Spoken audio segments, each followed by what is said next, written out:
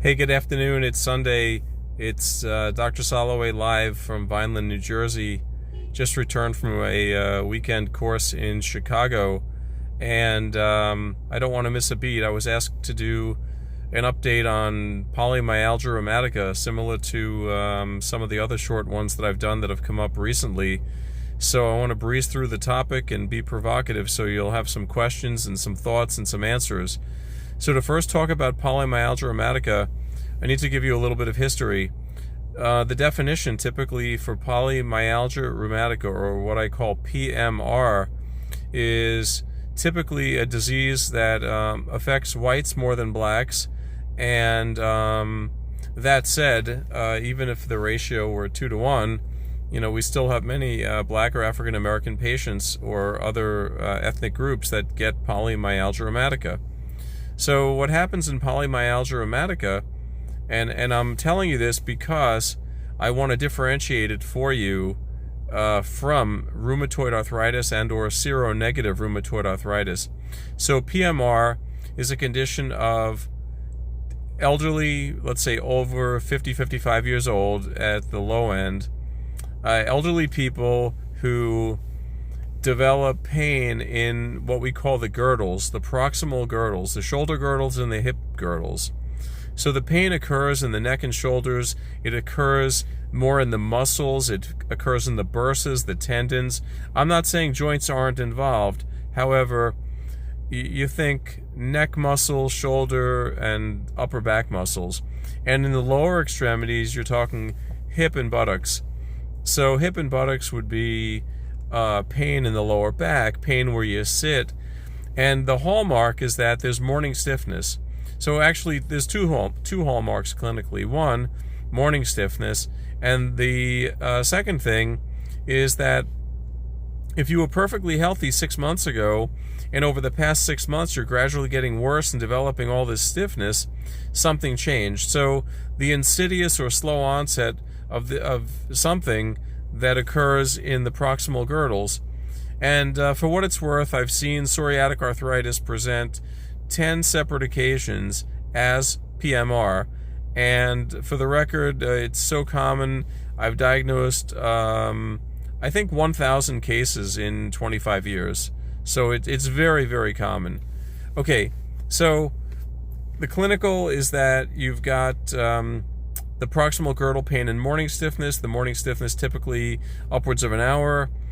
Very, very sensitive and responsive to steroids, prednisone or methylprednisolone. If you cannot wean a patient off the steroids, we use DMARDs or disease-modifying anti-rheumatic drugs. We don't use NSAIDs, typically speaking. We use methotrexate, we use Imuran, we use a combination of the two if we have to. And typically the disease burns itself out. This is important because in seronegative rheumatoid arthritis, typically the disease won't burn itself out. So that would be typical polymyalgia rheumatica.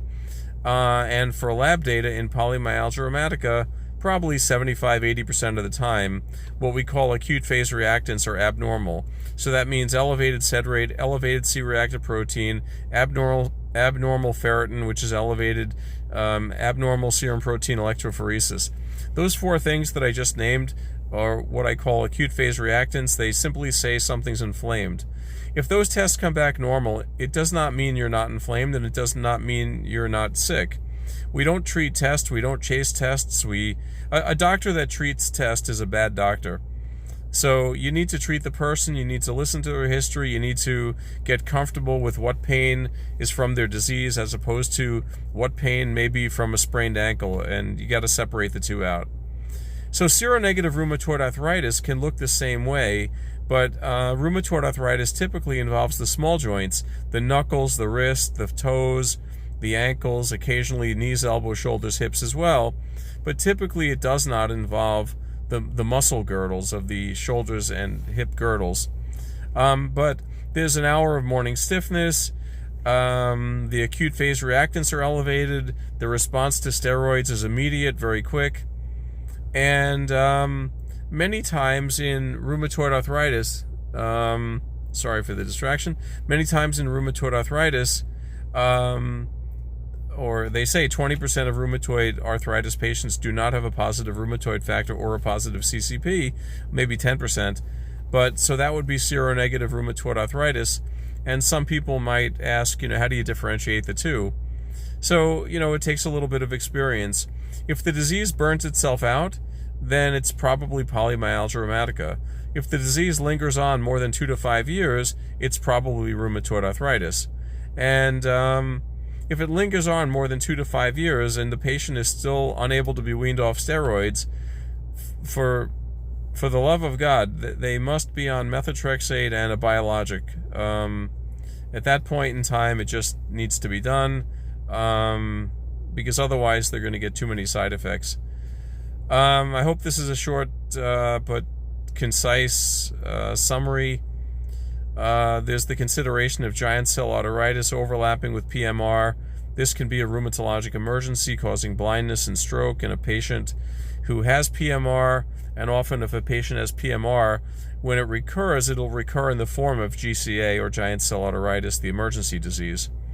Rheumatoid arthritis, patients get nodules, patients get interstitial lung disease or other forms of lung disease. People get associations of other autoimmune diseases. So those are a couple of ways to differentiate. Hope this finds you well.